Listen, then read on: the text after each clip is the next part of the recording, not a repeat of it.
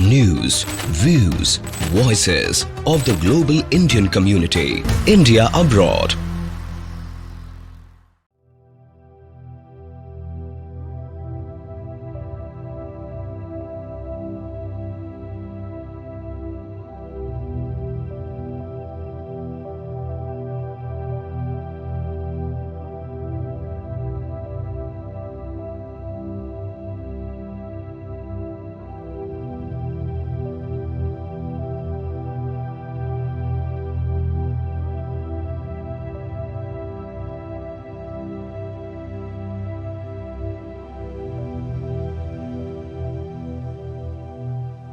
So we are a diagnostic imaging facility out here. We do a lot of diagnosis of Alzheimer's cases.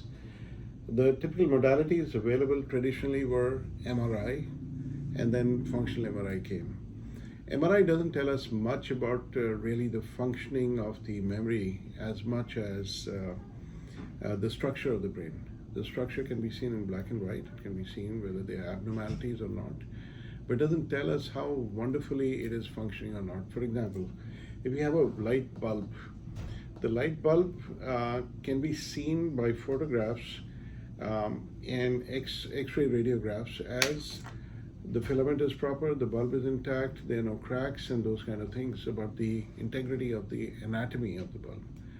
We cannot say whether the bulb is lit up or not in the case of a photograph, but in the case of a radiograph, it doesn't say whether it's alive or not.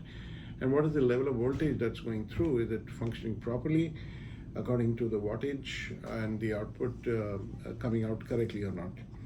For that, we do radioactive substance-based imaging, and the PET scan has been particularly useful. Earlier it was SPECT, single photon emission computed tomography. Now we have a new technique known as PET, positron emission tomography, and when you combine it with a CT scanner in the same session, it gives you both the anatomy of the brain as well as a superposed functioning of the brain. Two types of PET scans are very useful in Alzheimer's. One of them is a glucose brain PET scan, which is a FTG brain PET, which I have not shown out here. I'm showing an amyloid PET scan. Amyloid is a deposit, a protein deposit, abnormal protein deposit in the brain, which comes only in cases of Alzheimer's. And it has a propensity of kind of rusting, like rust in iron. It is the amyloid plaque in the brain, and causes the connections to kind of distort and the memory to fail because the connections are not properly looped up. There are plenty of theories why it happens, and many people say the Alzheimer's causes the plaque causes Alzheimer's. Both theories are still under consideration. Do you find that women get it more?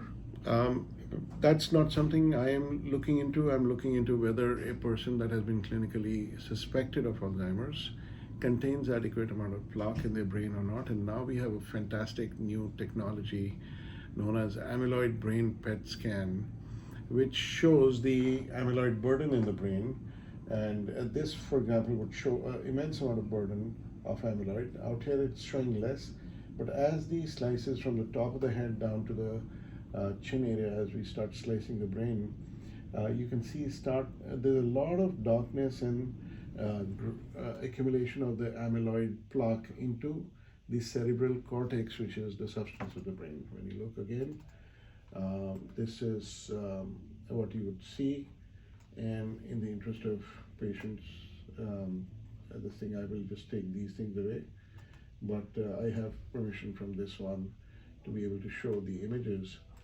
And you see a lot of density of plaque is being shown in the frontal lobes out here, also in the cortex. There's a differentiation of the white and the gray matter separation, like you would see somewhere out here, is being destroyed, and complete darkness is being established out here.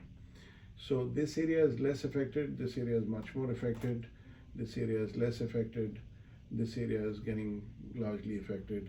Wherever there's more darkness and overall diffuse increased plaque burden, this will be completely consistent with Alzheimer's disease. So there is an increase in Alzheimer's. California has an aging population.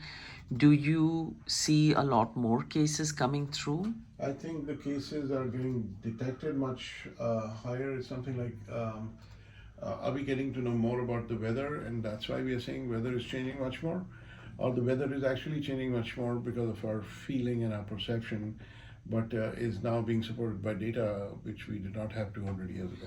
California Same has thing an for, I would say, whether California has increased the incidence or not, but the detection due to the data and availability of being able to say, yes, it is Alzheimer's with certainty is much higher now because your diagnostic certainty is improved. Otherwise, the only other option was to do a brain biopsy or a clinical diagnosis. And clinical diagnosis can be 1 in 2, 1 in 3 times wrong in some cases. Definitely 1 in 5, even the experts tend to go wrong. They think it is Alzheimer's, but it may not actually be proven to have enough plaque in it. A I see. positive and negative scan of amyloid brain PET negative versus positive would look something of this nature. We can also view these images in color, although technically we are supposed to give our interpretation only in black and white. This looks a little more better for a novice, so it's much easier to explain that this is a positive scan, much more plaque burden. This is a negative scan, much less, and the sparing of the gray matter is happening all over. So basically, the plaque is sitting where it should be, at a very low level and at a very high level in the area that should not be sitting in. So this turns out to be a positive scan. There are other examples also like this, and this would be a classic example of what we saw, closer to what we saw and closer to what should be normal. And this would be considered a normal scan, abnormal scan, normal scan, abnormal scan, and plaque overburden. So when Alzheimer's does happen, is it because of age? Obviously, it has a strong correlation with age. There is a small genetic factor also, 10% transmission. There's some other theories, but yes, it does happen with a multitude of factors, but age is the strongest correlator. After 65, it's much more prevalent than before 65. And actually, after 75, it increases, your chances increase with every decade. With increase in dissemination of information and people talking about it, do you find that there's less stigma associated with it? Clearly there is less. There were different names for it, dementia overall, because there are different types of dementia, which is decreased functioning of the brain. And that dementias can be Alzheimer's type, Lewy body type, frontotemporal dementia. There are many, many different types of dementia. Alzheimer's being the most common. And it would just, everybody would be slapped with the name Alzheimer's dementia for the most part. And it was almost a sentence. Now put them in memory care, do this, do that, but right now with treatments are available. I have a classic example where you saw the plaque overburden in a case which got IV therapy to clean up the plaque, clinical improvement, and then 2 years later when we did the scan was nearly normal. It was a fantastic breakthrough in medical science that I saw myself, and these IV infusions of different experimental or FDA-approved drugs are now available and being researched extensively, making better, and that can reverse the plaque burden in the brain. Whether that has a clinical benefit also or not, associate with whether you have concurrent dementia diagnosis going on, such as multi-infarct dementia, which often exists along with multi-infarct is small little strokes all over the brain, causing the function of the brain to deteriorate a little bit. And it has nothing to do with plaque accumulation in it. So early detection and early treatment is better? As in cancer, as in any other disease, early detection is better, early knowledge is better, and it's always useful to catch it early and finish it early.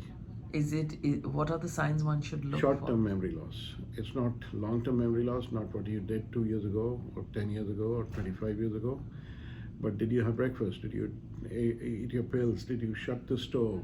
Where are my car keys? And then they'll be speaking as it advances and forget your name.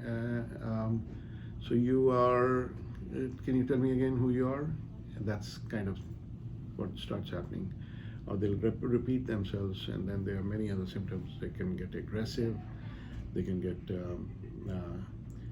forgetful in terms of wandering around to different places, and there are many other plethora of symptoms, but those are all in advanced. In the early stages, you want to watch out for memory loss, and do not confuse it with natural memory loss, which can happen with overburden of information. So, and then of course sometimes hearing loss, vision loss, combination of few other things, sleeplessness, insomnia, which are and drug side effects, can all combine and mimic certain parts of memory loss, and which is actually nothing but lack of alertness.